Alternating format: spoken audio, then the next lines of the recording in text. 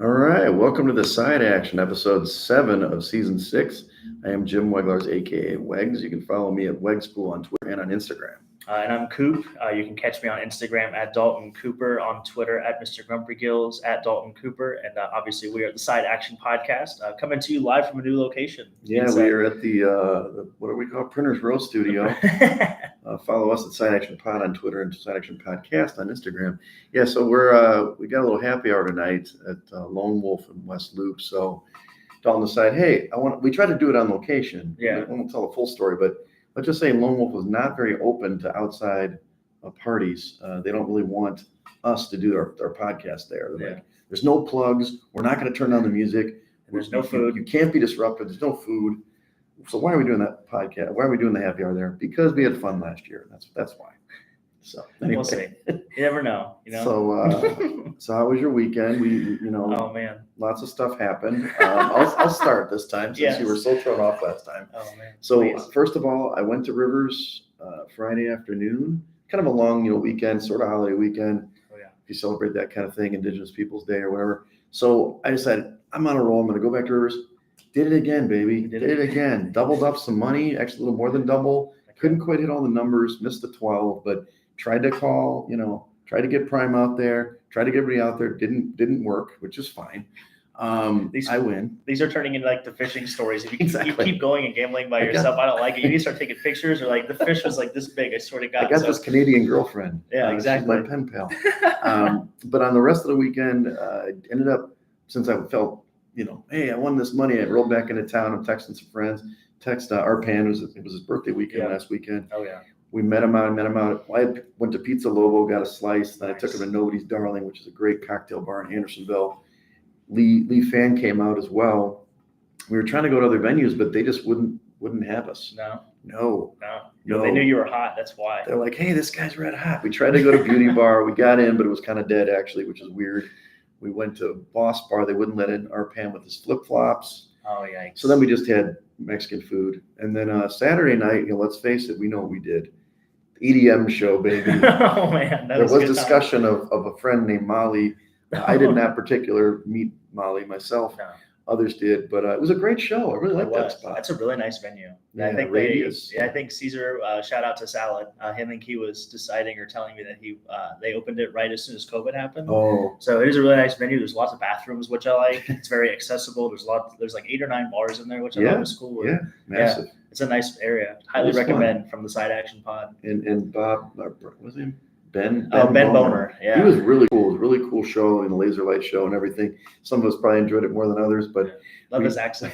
we had a good time, and then I tried to go to the Smart Bar afterwards. I was down. My whole car was like, I want to pay no cover. I leave. I'm on my way home. I'm actually parking at home, and then my esteemed co-host was like, "Where are you? Yeah. Where are you at?" I'm like, "We're here." I'm like, and then at 4 a.m, he's like, "Boo." Which means you're out pretty late. Good for you. Yeah. I didn't go to bed till like 8 a.m. probably, give or take. So it was a long You didn't night. quite make it to the Four Shadows. No, I didn't. On Sunday. That's my fault. So I take responsibility. But that was a great time, and then obviously recovery. But we had bowling last night too. Yeah, how's it going? Tuesday night we had bowling. Yeah. We were down 150 pins on total after the first game. We came all the way back and won. Wow. Yeah. So we took 5 points out of 7. Yeah. Three games, and then you get a point for total. So we actually came back and won total. The boys are hot. We're 19-2 in our last 21. So the fellas are hot. So what was the team name again? Are we rolling balls yet? Are we rolling balls yet? Are we rolling balls yet? So we're making our charge to the top. So nice. They got it. Well, we got to have some updates. Shockers are not playing this year. I used to always give the shocker update. But all right, so let's go to your favorite segments here. Let's start off with who we taking to the shed. I guess I should probably let you go first since you got 17. No, go ahead, because we both have. You had my first pick. You took 1A this week. Yeah, let's talk about Mario Cristobal. He's the head coach of Miami Hurricanes. He used to be with Oregon, didn't he? Before, yes. He's kind of known for bad situational football. Okay. And in this case, I believe it was 32 seconds to go in the game. Could have just taken a knee, ended the game, maybe 2 knees. The game's over. Instead, he starts to run the ball. Running back fumbles, turnover. Georgia Tech gets the ball, 2 chucks, touchdown, game winner. So they lose outright, which is unbelievable. So, Mario Cristobal, you were taken to the shed, sir. Oh, man. there was so many good memes. Did you see the player on the bench that like was mouthing, "What the F are we doing?" Oh yeah, that was fantastic. Apparently 2 or 3 different coaches went up to him and said, "We should probably take a knee," and he's just, I don't know what he was thinking. Yeah, I think he did that when he was coaching at Oregon. Stanford, I believe, was the game they reminisced. Solomon Thomas, you can see it. They play it on bad beats all the time when the guys run into the house, and it's it's crazy. Oh man, that was a great little relive that I got to go down the rabbit hole this week. So the first person we're going to take to the shed this week is, I don't know if you saw when Tyreek Hill scored. I know you probably saw Jamar Chase, which we'll get to in a second. But Tyreek Hill scored a touchdown, and he tried to give the ball to his mom in the stands. There was a guy that took the ball. No. Yeah, and then if you watch the video, Tyreek Hill's mom and a bunch of other people start yelling at this guy until he eventually gives the ball to Tyreek Hill's mom. So as they should. We're taking that man. Yeah, whoever that guy was. We're taking that man to the shed. Tyreek Hill jersey at least? No, he was not. He was wearing just a generic, I didn't even know, it looked like an old Walmart jersey. And we'll actually, I'm going to save a next couple sheds for when we talk about baseball, because there was some baseball that happened we'll talk about. But the London series, the reason I'm taking the London series to the shed is an unnamed player called called it a carpeted parking lot that they're playing on. And if you go on Twitter and look, they literally have a concrete floor and just lay out kind of the turf on it. Yeah. So I can only imagine that's got to be so much fun. How can fun. they play football, soccer on that? I'm assuming that's the same substance. I mean, I heard that everybody was slipping around, and I mean, some people got hurt actually out there. I'm sure it doesn't. I'm sure they're not as physical. They're not like diving on the ground maybe when they're playing football, if you will. They dive, but it's a fake dive. It's like a flop, you know. We have 2 more. We're taking Paris to the shed. I don't know if you've seen the city. Yes, I don't know if you've seen what's going on in Paris right now. No, they have a bed bug infestation. Well, they're literally quote, no one is safe. That's what some of the city of Paris had laid out. They had Fashion Week this week as well. So make sure you check your heebie-jeebies at night. I don't know about you, but you gotta wear. I mean, unfortunately, I've had bed bugs in an apartment before. Oh God, yeah. So cross your fingers. And then the last, this got added a couple hours ago. We're taking Lone Wolf Tavern to the shed. Oh yeah. And quote, doesn't play loud sports games or anything on the television of any kind at that bar. So we're putting any bar that doesn't play the football game over the sound system to the shed. Yeah, exactly. What the hell? Yeah. I mean, who picked this bar? Right. Let's take that guy to the shed. Well, let's flip it to the Dub Club to make it positive, at least. I went with Fred Warner of the 49ers. It could have been any 49er, including Kyle Shanahan with a great game plan. You know, we talked about it last week. Obviously, I was on the wrong side with the Cowboys. But this dude is balling. I mean, both linebackers are awesome. So Fred Warner had like 2 huge plays. I mean, early with the strip fumble, which really helped them out and get on top. And he's just a baller, man. The guy is everywhere. He's a great guy, and he's kind of the heart and soul of that defense. Hopefully, he stays healthy. We've seen a lot of these teams lose their guy. Yeah. But Fred Warner, you definitely are in the Dub Club. For me. I mean, Club Dub. I only let like 1 in a week. You got like the whole entourage. So who do you add to the entourage? Well, we're trying to keep the club open. We got to have patrons in the club to keep the club afloat. The first person we're putting in Club Dub this week is Jamar Chase. Mm-hmm. Obviously, he had 3 touchdowns against the Cardinals. Yeah. He had 15 catches, which is a Bengals franchise record. Unbelievable. Nice little next gen stat for you. I forgot this from the stats department. 14 of his 15 catches either went for a first down or a touchdown. So that's pretty good. The next person we're going to add Aiden Hutchinson to Club Dub. Yeah, guy's good. So he's had 4 interceptions as a defensive lineman in 27 games, which is actually the most in NFL history for a lineman in the last 75 years. That's awesome. That's pretty cool. We're putting the Arizona Diamondbacks in Club Dub. Yeah, we'll save a little bit more for baseball here in just a second. Yeah, they're good. I don't know if you saw last night, but Brock Besser scored 4 goals for the Vancouver Canucks. 4 goals, huh? Yeah. What do they call it? I mean, obviously the hat trick is 3. What's the 4? I'm just calling it the hat trick plus 1. So I'll have to check on the Canadians. We'll come back to next week I'll bring a term. We call it like a Canadian hat trick? It's called a ham bone in bowling if you get 4 strikes in a row.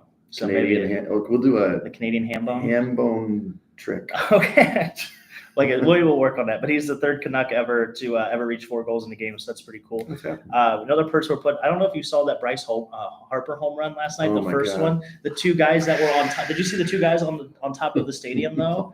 Oh my God! So if you haven't seen this video yet, go out and check this out on social media. But when Bryce Harper hits a 2-run home run, you can clearly see there's 2 guys standing on top of the roof right here.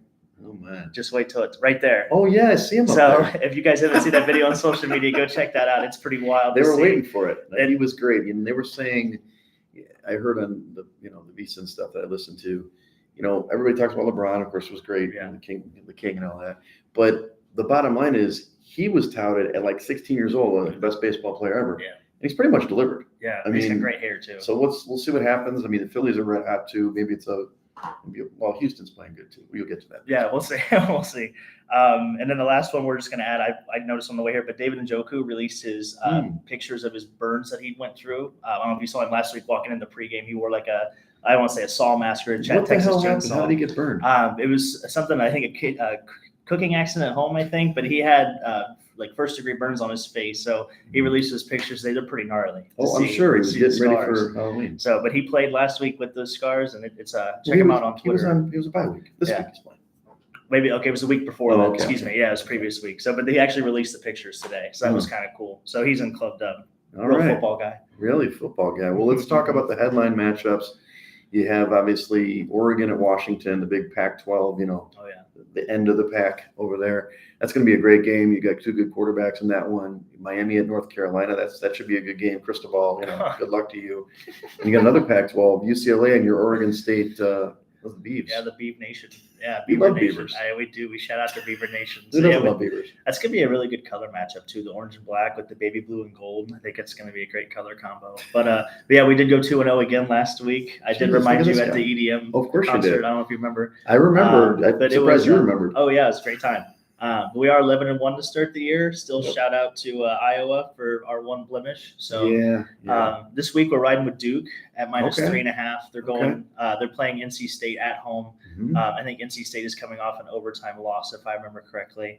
It looks like a hammer spot for Duke. And then I'm going to take the primetime game. I'm going to take Washington. Okay. Really will be happy. Yeah, I think Penix is going to have a good day. Oregon's a really good team, mm-hmm. and I think they're going to have to stumble at some point. And I think this is going to be to go on the road to Husky Stadium. That place is going to be rocking. And Washington's got one of their top receivers is returning in this game. They have a really good receiving core for Penix, and then we'll see how Bo Nix does on the road in a rowdy crowd because it's it's played in the rowdy crowd. They've got three NFL wide receivers in Washington for sure. So yeah, Bo Nix on the road. I'm not trusting. Washington's a sneaky. They win this one. They're a sneaky pick to go to the playoffs. Yeah, so absolutely. Yeah, we'll see.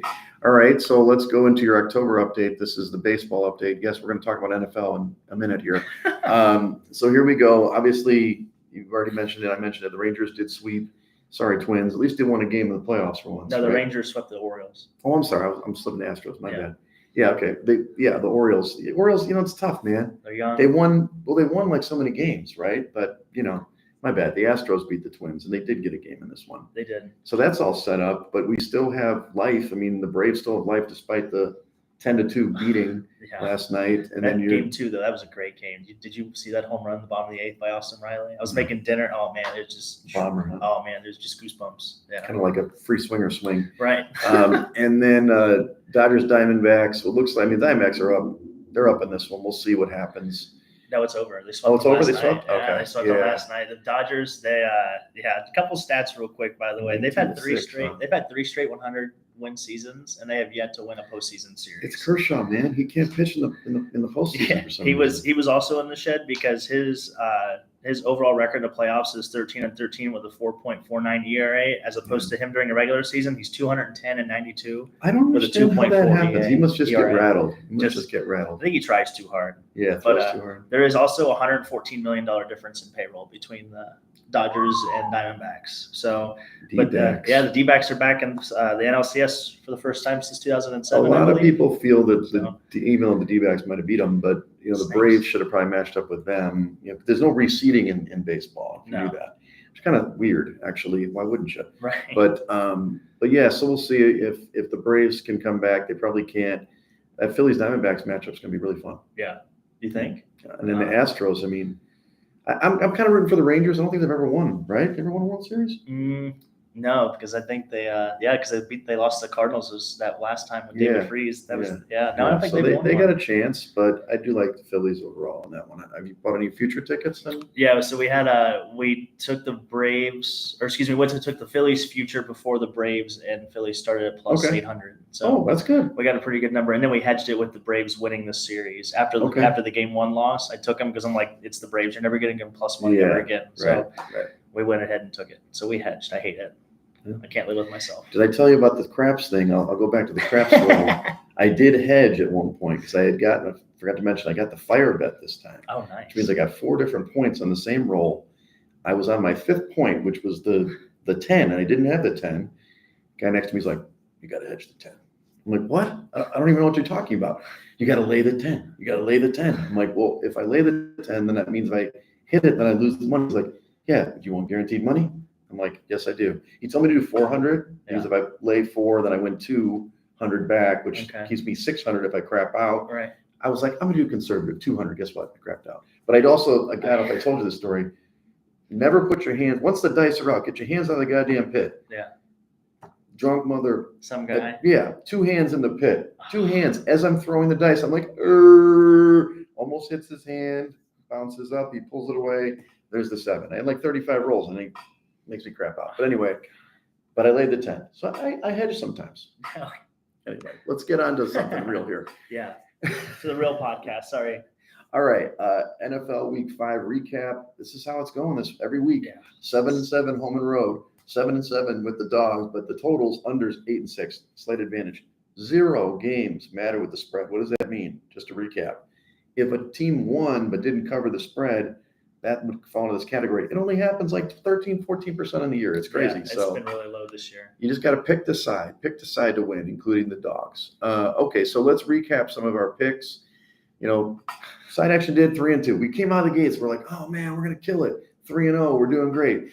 Whatever. What are you gonna do? Thank you, Arizona, and thank you, Cowboys. But we'll take 3-2. We actually moved up in the standings a little bit to like 1400th place, but. Top dog, 21-4. That is 84%, sir. He's picking them right. He's picking the team. God, that guy's killing it. Or she. I think it's a he, but could be getting picks from somebody.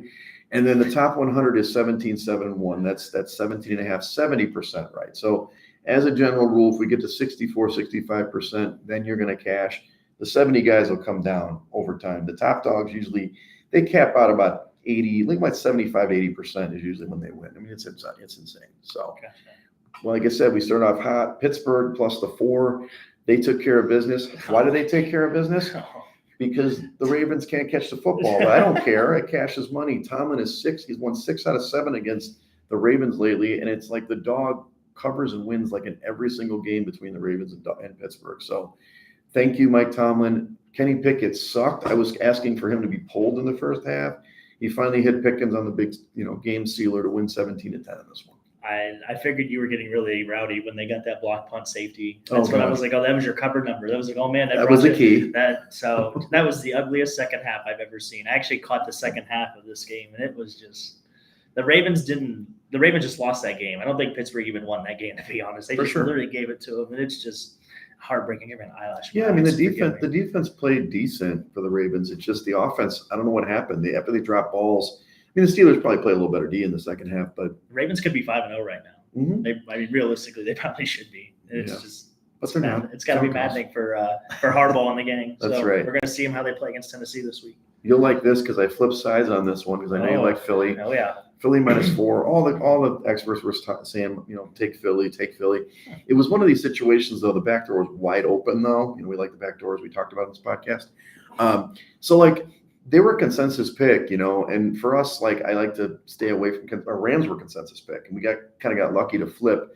So they kind of clawed their way to this one. They're 5-0 now. They won 23-14, and they were able to stop, the Rams on their final possession. I'm like, oh great, they're going to go and score this touchdown, and we're going to get screwed and go for 2 and blah blah blah. But they did cover the 4 points, winning 23-14. Yeah, the surprising thing to me was how well the Rams defense played. Honestly, it kept them in the game. Yeah. Obviously, you didn't know what you were going to get. How well that Cooper Kupp and Matt Stafford would. I mean, he had 5 catches on the first drive. Yeah, that's what I'm saying. He came right out like they never missed a beat. So their breakfast meetings have just been going really well this week. So that's right. They have a podcast too. Yeah, they do. Look for them. I mean, I think moving forward, the Rams they could get hot. I don't know if they're going to make the playoffs, but I think they could definitely spoil some seasons for somebody else. I agree. And then we got the Jets. This was another weird game. Jets were 2-point dogs on the road at Denver. Denver, of course, is a train wreck, but they were winning early in this game, as they've done most of the season that Denver's been leading, and then they blow it late. Breece Hall had a huge game, big, huge run in the second half to bust this thing kind of wide open. I mean, Wilson didn't look great, but he played decent, and the defense really turned on the second half. And they won going away 31-21, basically because they had a pick six at the end of the game to make that happen. Scoop and Or score. those was scoop and score, fumble. Yeah, so we'll take it. And then the Nathaniel Bowl. Yeah, the Nathaniel Bowl. Well, and you heard about it. Oh yeah. We should have put him in the dub. I can't quite put him in the dub club. He was so bad last year, but they said that was for Coach Hackett, who's the offensive coordinator for the Jets now. So then we've got the Cardinals against the Bengals. This one did not work out in our favor. It was one of those games, though. I just felt the Cardinals kind of gave it up. I mean, they were right in the game, and Dobbs threw a pick six at the end of the half, and then he had 3 terrible turnovers in this game, all leading to scores for Cincinnati. They ended up winning easily. I mean, Cincinnati 34-20, as you mentioned. Chase had a big game, but I'm not sure if Cincinnati's back all the way. We'll see this week. They got a tough game against Seattle. No, I think from this game, I think it was over from the jump. First time all year, the Bengals have gotten a 3-and-out stop and then actually taken the ball and went and scored that touchdown. That's the first half touchdown they've scored all season. So, Jamar Chase right back in the form. It's going to be interesting what they do without T. Higgins. Looks like Trent Irwin and company, they filled in pretty well. I think he had 6 or 7 catches. They still can't run the football yet, which is a little I don't want to say it's scary, but Joe finally looked healthy. I mean, our Super Bowl pick finally looked like our Super Bowl pick. Well, so did I tell you? We'll see. I was listening to VSiN on, I think it was Monday or Tuesday, and I heard you double dipped. that I did. I heard that Circa was a little slow to adjust the line. So when I bought it in the summer, it was 10-1 to win the Super Bowl. Right. Okay. They were down to 40-1 in Vegas. So all these guys in the thing were like, they got like a free roll or something, some contest they got. So they ended up buying in at 40-1. And I looked at Circus here in Illinois now, as I mentioned last week. I got on my app, put in my first deposit, put it in 35-1. Got 35-1 for them. So thank you for keeping it up, because they're on Rivers, for example, is 28-1. So it's going to come down as we go. So next one, Dallas. We kind of talked about that demolition crew of the 49ers winning 42-10. Brock Purdy. Okay. I'm still not all Brock Purdy. I'm not going to dog him as much as I did before, but George Kittle hit him wide open 3 times in that game. And Mike McCarthy, I mean, did you hear this story? He has not left the facility in 48 hours. He's just been living at Jerry Dome trying to figure out why they got their ass kicked.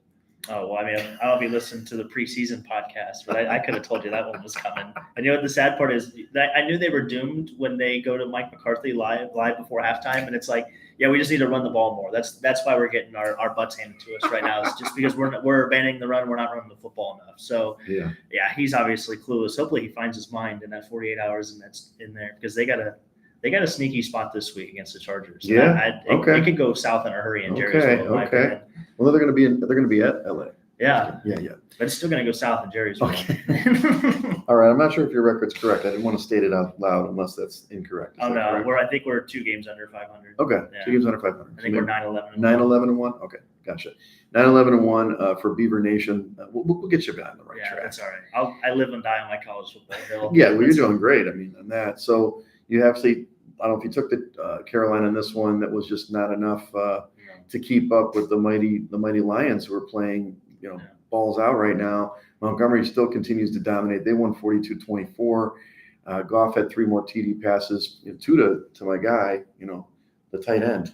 Oh, Sam Laporta. Yeah, Sam Laporta is my guy, Sammy. Tight end, right? Shout out to Sam Laporta. Now, this one was a tough beat. Houston was playing at Atlanta. It was really the right side the whole game. Atlanta, I mean, they go down. So you've been texting me. 12-7. I thought we won. You broke you broke the number 1 rule. You can't say anything before the game is over. My mistake. Also, shout out to Jared Goff, still the best quarterback all time against the spread. There he is. Keeps covering. Yeah. So anyway, all game Houston just kicking field goals, which is always a death blow to your team. But they're up 12-7. But of course, then they go down because the other team scores a touchdown. Atlanta, and then Stroud didn't play good all game. Takes them down. Go ahead field goal, or go ahead touchdown. Yeah. And then what happens? Damn it. They gave up like 2 big plays right away. One to Drake London, who barely caught the ball. Yeah. And Younghoe Koo kicks the field goal to win 21-19. If you got 2.5, which was the closing number, you would have covered. That's kind of where I got my number. Yeah. We had 1.5.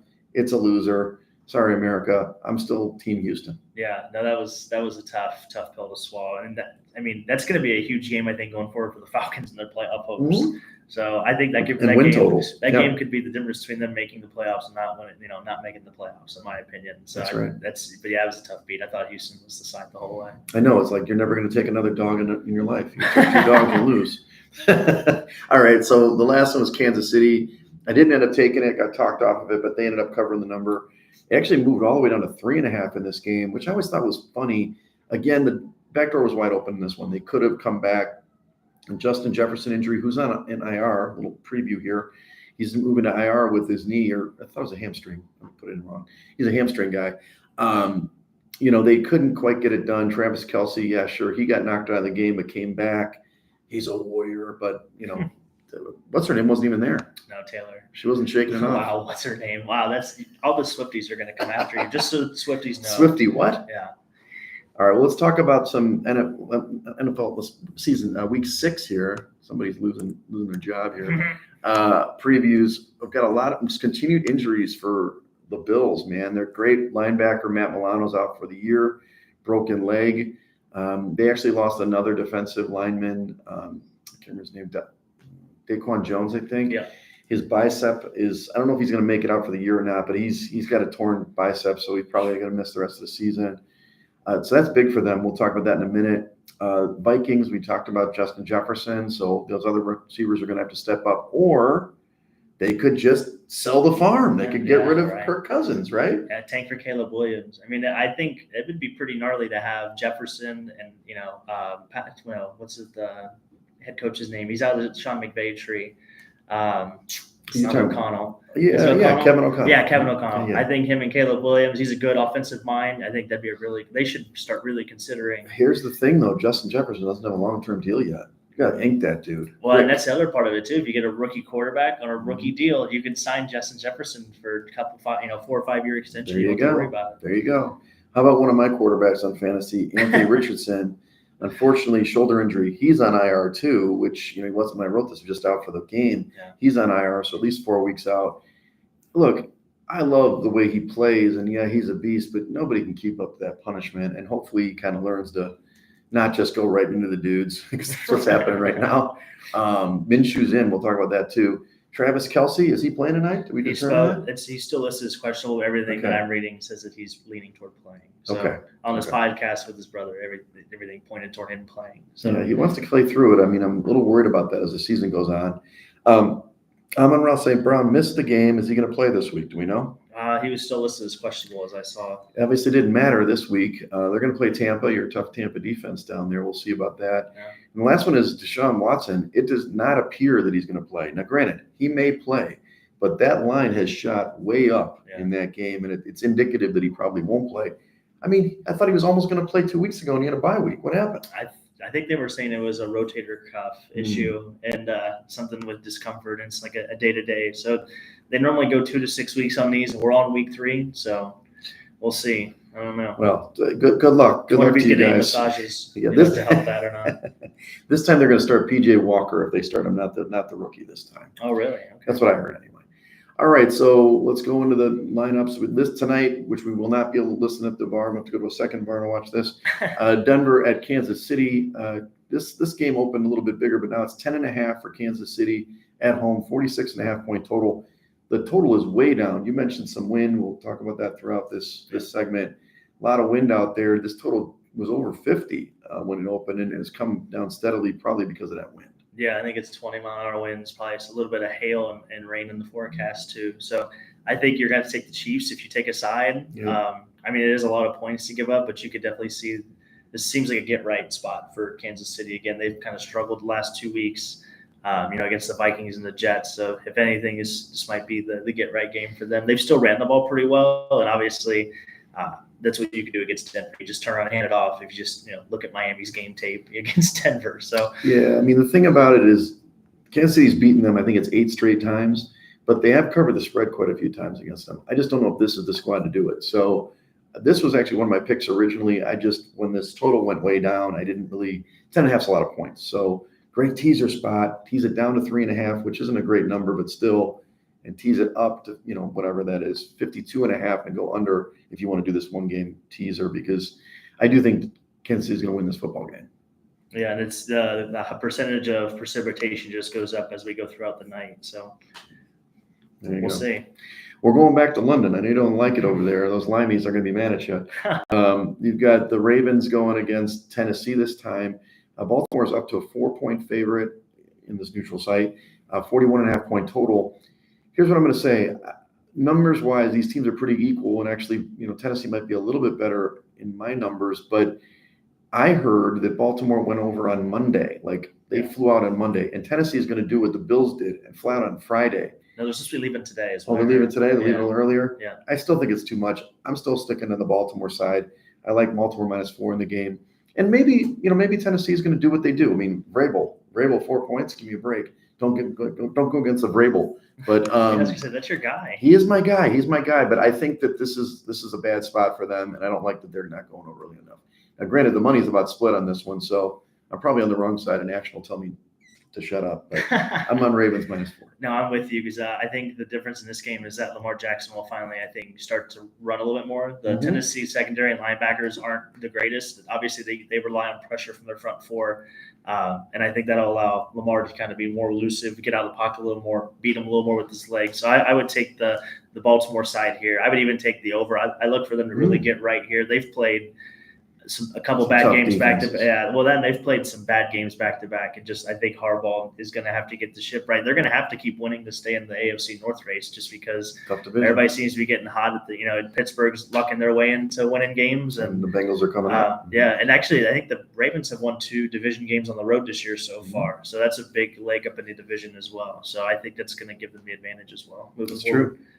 How about this one? Can I interest you in a Washington at Falcons? Surprised it's not Thursday night game, to be honest. Yeah, this would be a perfect Thursday night. Well, Washington was on last week. You can't have everybody on Thursday. That's fair. So Atlanta's a 2.5 point favorite at home, 42.5 point total. Look, all the experts love Atlanta. I actually really like them. I like them preseason, but I'm not sold on Ritter. He did have his best game as a pro, and they're better at home, which I know you've said that in the past.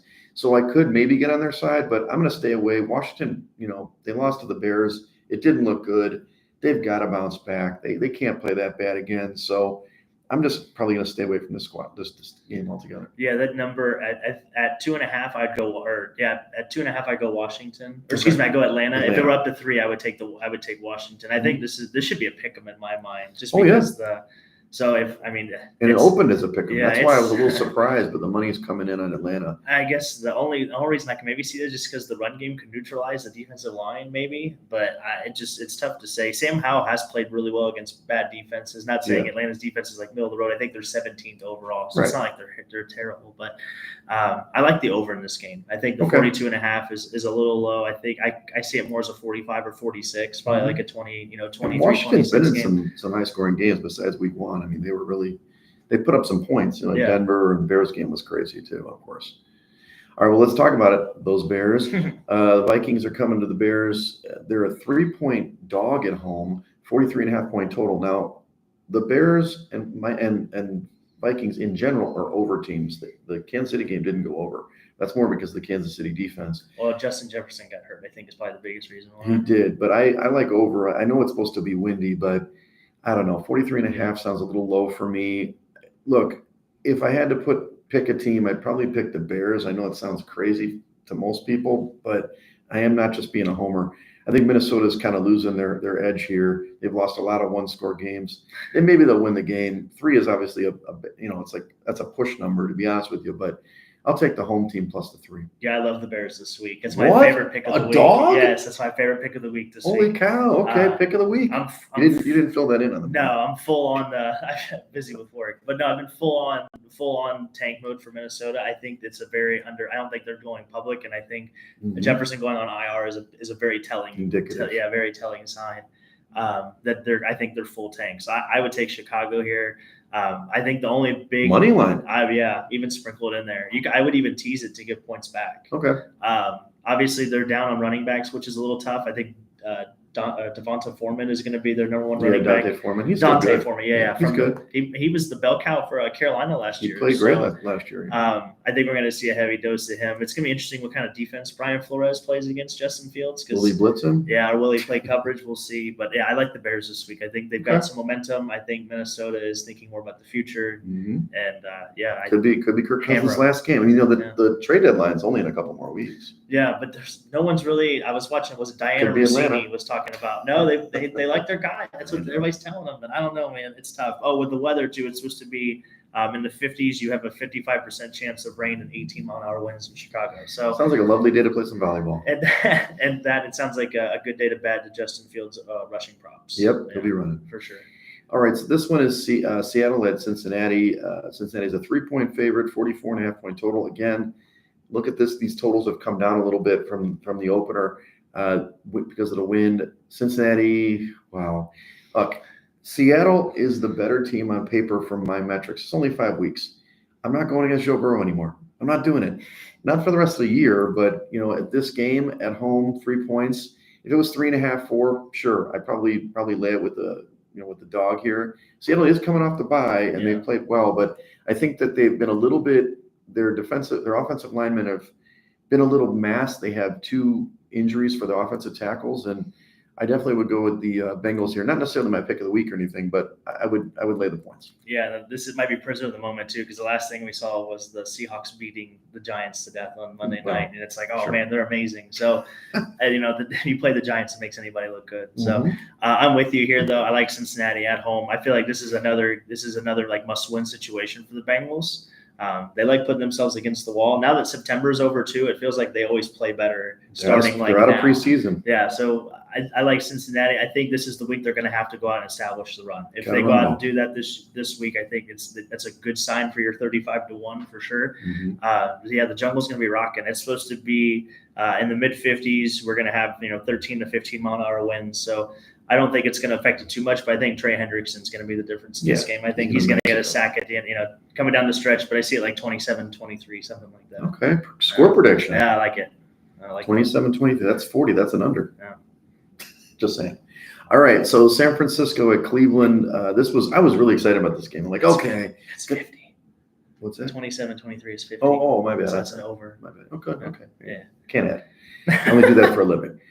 24 San Francisco at Cleveland. I was really excited about this game because Cleveland's defense. You talked about them. The defensive line's incredible, and maybe they will have trouble in this one. But they opened up as like a 4.5-point favorite. Now it's up to 8.5 for San Francisco on the road. 37.5-point total. Watson looks like he's going to be out. That total has crashed because Watson's out and the wind. It's such value to the dog here, though. I can't lay the number, especially 8.5. No way. If you got the 4.5 for the end of the week, good for you. But I can only take Cleveland in this spot. 8.5 points with that defense. In fact, I might still do it. Not maybe Action will love it as a contest pick, but everybody's going to be, San Francisco, they're the greatest thing since sliced bread, and they play it so good. But this defense, I think the defensive line is legit for Cleveland, unlike Dallas, unfortunately. Yeah, this definitely looks like an under spot for sure. Yeah. I mean, even though it's 37.5, I still feel like you're going to have a hard time.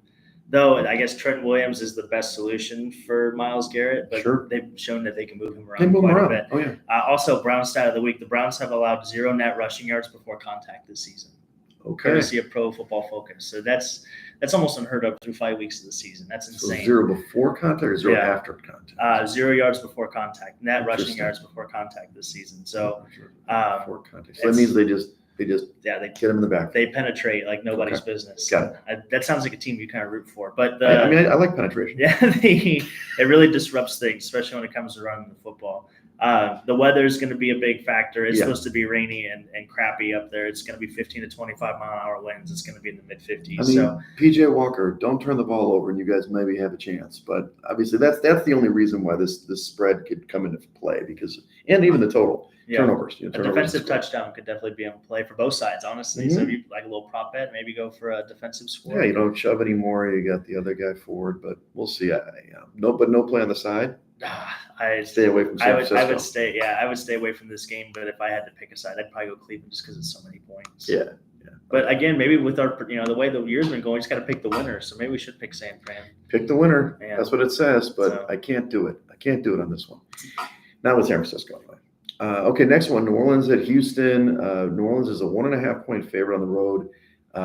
Right now, it's a 42 point total. It's a little lower than I thought, but this is an under team. We've talked about many, many times that New Orleans doesn't give up more than 20 points, yada, yada. They did it again last week. We beat the living hell out of New England. We should have put that on the card. No kidding. I think we both liked it. I don't know why we did that. Anyway, New Orleans is 14-1 to the under in the last 15 games. So, yes, under could be in play. I like Houston again. I am like a Houston backer. I'm a Texan fan. Plus 1.5 at home. These teams, they played very solid. I'm not sure how Stroud's going to do against a really good defense like the Saints, but I think the Houston defense is decent. So 1.5, I mean, I'll take it. See, I'm on opposite sides of you this week. Yeah, I'm going New Orleans on this one. For one thing, their color matchup is going to be superior. Oh, color matchup. Yeah, this is going to be really nice with those whites. Hopefully, that's what the Saints were. They do the white and gold. I think it'll do really well with that blue and red matchup of the Texans home jersey. But regardless, I think the offensive line, they have 4 backups starting for Houston. I think that's really going to come into play now because obviously one of the strengths of the Saints is their defensive line playing, just their front seven in general. Yeah. I think they could really take advantage of it. And I think they're starting to roll a little bit. I think they played better last week, of course, New England. I mean, if you take the Green Bay game out where Derek Carr got hurt, I mean, this team has really been playing well the last 2 or 3 weeks. So I think they're starting to get more of an identity. Alvin Kamara has come back. That's been a big difference on the offensive side of the ball for them. I like the Saints here. Okay, we'll go opposite. No problem. What about Indy and the Jags? This is in Jacksonville. Jags are 4-point favorites at home, 44.5 point total. Here's the stat for you. The Colts haven't won in Jacksonville since 2014. Since Andrew Luck. Andrew Luck was there. This is ridiculous. You've got the Minshew revenge game, sure, but I actually think this is going to work against the Colts. I really liked them last week, and they did win the game. I like the type, they kept flipping back, and I like when they were getting points. So I think the Minshew mania, I love the dude, but I think that they're going to have something for him. Now the Jags didn't take the bye after 2 weeks in London, so that's a factor. But I would lay the wood here with the Jags -4. Yeah, I'm with you. I think the Jags are going to roll this week. I think they've played really well, and especially Trevor Lawrence has played really well the last 2 weeks. He played arguably his best game last week against Buffalo. Etienne had a decent game. Yeah, Etienne. They're definitely gonna control the ball a little bit more here in this game, especially. And Zay Jones, I think, is returning. And he's kind of the key to their offense. He's their ex-wide receiver. So when he really helps separate the field for Christian Kirk and Calvin Ridley, especially. I think Jacksonville and Cincinnati are 2 of the teams that could start really picking up steam here. And I know you were big on them early, and this could be kind of that. It was just that defining one game, moment. A damn Houston game, ruined my chances of $1 million. I'm with you. I think the Prince is going to have a nice game here against Indy. Okay. Hey, look at that. We're on the same side. How about Carolina at Miami? You're not wearing the Miami hat, but close enough. Miami's a 13.5 point favorite, 47.5 point total at home. This would probably be your Survivor pick if you're out there still in Survivor for the Finns. Look, Bryce Young put up some points last week. They were never really in that game against Detroit. I kind of feel like there could be. I mean, these are big numbers that Miami's covering. They did it again last week against the Giants, right? So I can understand why you would lay the points. I had to stay away from the total. I mean, it's just too many points, but Carolina is not great. That's for sure. I mean, one of the things you could bet as a prop, and I'm feeling anytime touchdown. The dude is scoring touchdowns every week. Yeah. No, definitely. Even with Andy Dalton, even with Bryce Young, doesn't matter who it is. But our new in-depth rule has 1-0 so far, so we take the Miami over every week. So they could hit last week if I mean 47.5. Jeez. Again, this is I don't know if I would take the number here. I really don't like it. As a person who bet on Carolina last week, I'm impaired, or I guess I'm obligated to tell you to take Miami this week. And yeah, I don't know. It's this. I don't see how this isn't a bloodbath, to be honest. But yeah, take the over, take Miami. Story. Oh, Jeff Wilson Jr. should be coming off the IR. I didn't have him open. Devon Achane. Yeah. He's going to be out for. Is he out for good? He might be out a couple weeks. Okay. They're looking maybe 3 or 4. So, which honestly, it won't be a big deal. They've got a nice stable running back. So he's like 13 yards a touch. Yeah, he's like the 3rd best running back in fantasy, and he's only played 3 games this year. So yeah. All right, so let's go more afternoon spots now. You got New England at the Raiders. The Raiders did win this week on Monday night against the Packers, even though I lost that bet. So the Pats are 2.5-point dogs on the road at 41.5-point total. I put quarterback change. I think Matt Jones is going to start, which I can't believe it. Mac Jones is going to start. He stinks. Yeah. But, Belichick, who there's a lot of talk, maybe he's going to get fired. We know that's not going to happen, but there's talk about it. So, the Raiders, I mean, they got something here. I would probably take the Pats plus the points just because all this stuff just means Belichick's going to, hammer it, but I can't really trust Mac Jones whatsoever. So I know I'm staying away from a lot of games this week, but this is a stay away spot for me. Actually, this is one of my favorite picks too. I take the Raiders just because the defense for the Patriots is obviously not as healthy as they'd like to. They're out Judon and they're out the really good Christian Gonzalez. Yeah, Christian Gonzalez. I think this is a Devontae Adams game for sure. Josh McDaniels revenge game. So that could, and Jimmy G revenge game. So there's going to be a lot of momentum, I think, on the Raiders side. And the vibes are not high in New England right now. No, they're not. There's no way they have. Not good vibes. There's no way you can feel good in the building either. It's got to be tough looking at the season as a whole. So I like the Raiders here. I would tease this almost all the way up to 5.5. Wow. And I think this is a really good tease spot. You can tease it up to, if you take the 6, you can go. You're going up. Right? Yeah. Yeah. Oh yeah. Yeah. Well, you're taking the Raiders. You wouldn't tease through the number. Oh no, we're gonna tease up. You're gonna tease. Oh yeah, we're gonna tease up. We'll get some better odds. Yeah, that's how good we feel about it. Okay. Yeah, we're gonna tease up. Not typical, but okay. No, that's okay. We take an unorthodox approach. So, but no, we definitely like even Jacoby Myers revenge game this week. You mean you're teasing it? You're gonna go. Like I would take Raiders minus even 5.5. Oh, okay. All points. line. Okay. Yeah. Okay. I see what you're saying. Well, if you want to do that, that's usually you're gonna get better odds. Yes. Alternate line. No Yeah. I was like, you're gonna tease it. I mean, usually teasing you going the way you want it, like the other way. But all right, let's go to the next one. What do you know about which way I'm going? No, any which way but loose apparently. Okay, so Detroit at Tampa Bay, the battle, the Bay of Pigs, as they always used to call it. So you got 3.5-point favorites for Detroit on the road, 43.5-point total. I don't know. It does get over the key number of 3, and that's mostly the money, but it's kind of contrary. The tickets are all in Detroit. Tampa's getting the money. I'm on the Tampa side here. I know you've sold me on the whole Tampa defense and all, but I do think Detroit's really good, and this is going to be a prove-it game for me in terms of a spread. I'll go against them here. 3.5 is a good number for a better, but also they're coming off a bye. They should be as fresh as they can be. Detroit hasn't played a good defense in a while since Kansas City, so I'll take the points at 3.5 at home for Tampa. I think we're different on this one. I'm going to give the points on this one. For sure. I'm going to. I think Ben Johnson and Dan Campbell are much better. I think they've got a big coaching mismatch here, especially with Ben Johnson. I think he can take advantage of that Buccaneers defense. The weather shouldn't be an issue at all. It's going to be in the 80s. It was going to be raining, by the way, in that Miami game. So they're expecting 2 to 3 inches of rain. Well, that's why the total over the forecast. Just to let the folks know, just in case that way. If you're betting that over, and it doesn't hit. Absolutely. So just to let you know there, but I think Detroit's gonna. I think this is the coming out party. I think. Okay. I thought last week was kind of the prove it because it's probably been decades since they've been favored by 10+ points or so. So they come out and cover and actually take care of business the way that good football teams are supposed to. What did you say? Good teams win, great teams cover. Great teams cover, yeah. So they're a great team, and obviously they got Jared Goff, the greatest to ever do it. They got my 10-1 NFC championship, so no problem. But yeah, I think this is a good Detroit spot. Baker Mayfield was down in the Red River rivalry last week, so he got fired up. He might be a little sleepwalky from that, and might be a letdown spot for the Bucs. And we'll see. Okay, we'll find out. We're on opposite sides here again. So Arizona at the Rams. Rams are laying 7 points at home, 48-point total. I don't love it. I think that the Rams are playing good, but Arizona's been pretty feisty, or frisky, as you say. I think I like Arizona with the points here, even though everybody's betting on the Rams. So originally it was in my picks. I withdrew it. So I'm not in my top 5 in terms of Arizona plus the 7, but I would probably do that. Take the 7 if I had to. Maybe my 6th choice of the week. Oh man, I'm taking the Rams for sure, 100%. James Conner's hurt; he's not going to play.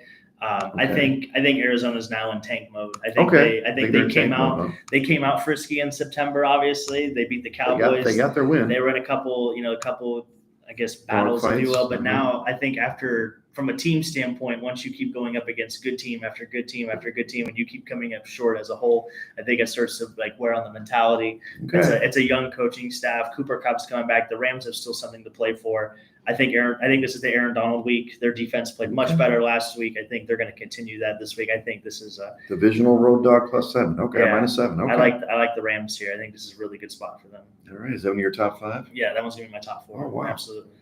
Our top 4, that's right. All right, so let's go Philadelphia at the Jets. The Jets are 7-point dogs at home against the mighty Eagles, 40.5-point total, really low total. Total went down by 2. I'm not sure if the weather is related to that too. But I'm staying away from the Eagles here. I do like the Jets, but I'm not going to do it. I think against that defensive line, Wilson's going to have some trouble. So classic stay away spot for Jimmy Wegs, even though I'd keep backing the Jets until you tell me not to. That's fair. I mean, with a defense like that, it's hard not to, because 7 points is quite a bit. Mm-hmm. I think this is my stay away game of the week if I had to pick one. I would take Philly. I'd give you the 7. Sure. The weather's not going to be the greatest. It's going to be a 50% chance of rain. You're going to have 12 to 15 mile an hour winds. So, Breece Hall is probably going to get the ball quite a bit. But yeah, I think to your point, the front 7 of the Eagles is going to be so good. And I think the weak spot of this Jets team is obviously their offensive line. So I would take the under here. I see maybe like a 28-10 game, just really ugly. At that point, I guess you would take the Eagles and take the under if you're going to take it. But yeah, 7. It's a tough number. Don't feel great about it for sure. Yeah, and I think that's the contest number too. So it is.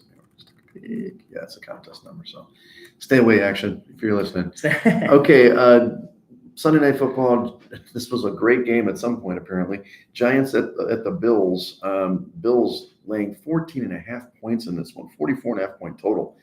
Now, look, the Bills have a ton of injuries, so I cannot lay it, even though we know when the Bills win, they win big. We know that. If you think they're going to win the game, lay the points. But 14.5, good God. That's a lot of points. And the Giants have been abysmal. There's no question. No arguing that. But I think that 14.5 is just too many points. Really? You think 14.5 is too in Buffalo? Yes, absolutely. Their injuries. They've got injuries all over that defense now. I would agree with you. The Jags they had like 500 yards of offense last week. So you're saying that Daniel Jones is kind of in the same classification as Trevor Lawrence? Did I hear that correctly? Well, he had a good year last year. Yeah, he did. I don't know what happened this year. But he is playing on the road, so that does help. He's great on the road. He is much better on the road than he is at home. He runs but more on the road. I would take Buffalo here. I would lay the points as well. The Giants' defense has been so bad this year. It's right down there with Denver as far as analytics and stopping people. They're terrible. And I think Buffalo's going to be in a bad mood. They just lost to Jacksonville. If Buffalo had beaten Jacksonville, I think I'd be with you on that side. I think there's going to be urgency in the building. I think there's a lot of rumors around the Stephon Diggs. Even Josh Allen came out and kind of said that, hey, we're tired of all this crap and asking what's going on. Like, everything's cool. We're just going to play football. So just beat the hell out of right. So you don't think this is like the Dable revenge game?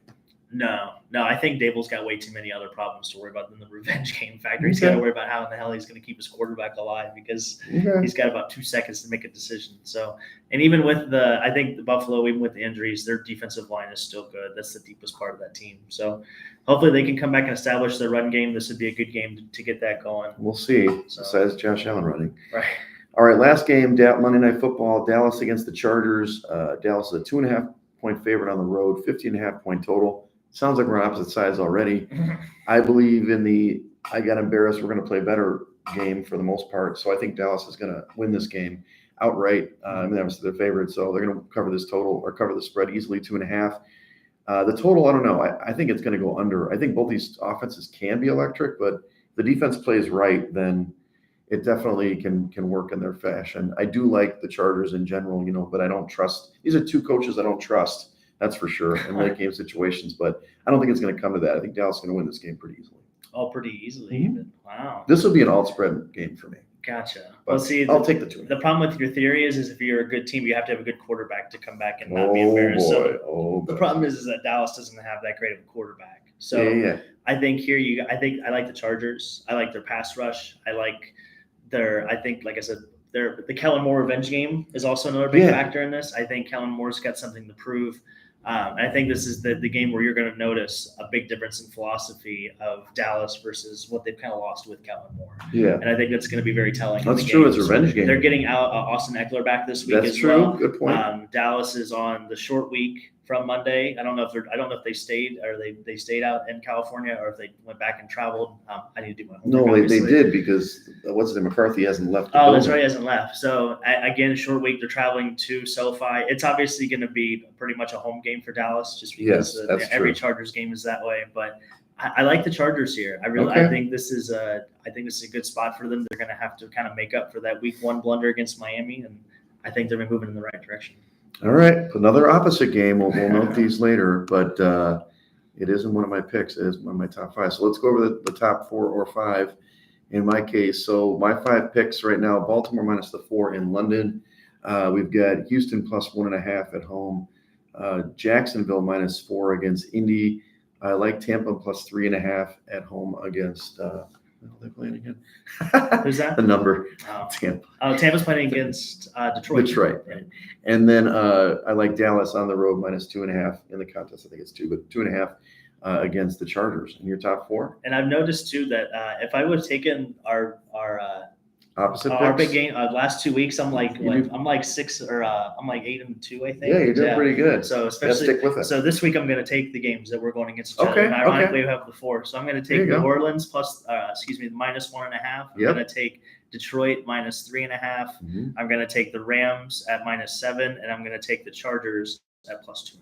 There you go. You'll go 4-0. So hopefully that just means that this is going to be the week that everything flips and goes. Yeah, one of the games is not on my card, but we'll see. Action talks some sense into me and Saturday morning usually. So that's great. Well, hey, we're going to go to this happy hour now. We're running a little late. Everybody's texting me now. That's what happens. I'm going to Minocqua for a wedding this weekend. I leave tomorrow afternoon and I drive up and I'll be in the Great North Woods. So that should be a lot of fun. And then apparently you have a date night? Yeah, Callie put date night together. So I don't really know what we're doing yet. Oh, so she's planning it. Yeah, so she planned date night. We'll see what happens. She texted me like 2 weeks ago and asked me what I had going on this Friday. So we'll definitely see what happens. I have no idea, but we'll cross our fingers and hope for the best. Did she tell you the attire? No, I guess I should ask. Maybe I'll ask when we get there for our social hour. Little plug in. Hey, what do we have to wear for this? This is tomorrow or Saturday? No, this is tomorrow. This is Friday. So we'll definitely see there. Saturday we're doing a little indoor. You'll miss out on indoor. I'm always missing out on indoor. So. Yeah, well, that's too bad. We gotta get the beach body ready for next year already. Well, so I'm working on the slim down. Yeah. But we're gonna roll some dice probably the following week. So we've talked about it. Luke promised me he's gonna go. He always says. Oh, really? He says he still owes me on my pay up too.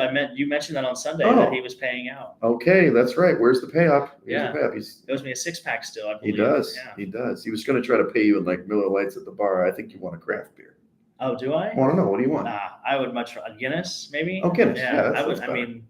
A 6-pack is a 6-pack. Honestly, it's 6-pack is not a 6-pack. It's more about Natty Light. It's going to be like $6. Well, you're missing the point. It's more about like the fact that he has to give me said 6-pack is where all that kind of that satisfaction comes in. Is like, okay, hey, we both know why you're doing this. That's kind of the fun of it. Like the walk of shame. Right? Yeah, there you go. Just to remind him, like, hey, Luke, remember that time? Remember that time I beat you and you gave me a 6-pack in front of everybody? Yeah. Yeah, exactly. All right, so follow us at Side Action Pod on Twitter, Side Action Podcast on Instagram. Follow me at Wegspool on Twitter and on Instagram. And you can check me out on Instagram at Dalton Cooper. I'm obviously Coop on Twitter at Mr. Grumpy Gills. Obviously, you heard it here. We're the Side Action Pod. Until next week, hopefully we're back in the Ridge studio. Yeah, we should be. I guess Sheridan. I'm going to be flying back from Jersey, but we should be able to do it that night. So we'll see you guys then. Love you guys. Thanks, everybody. What is all this? I was wondering when you put this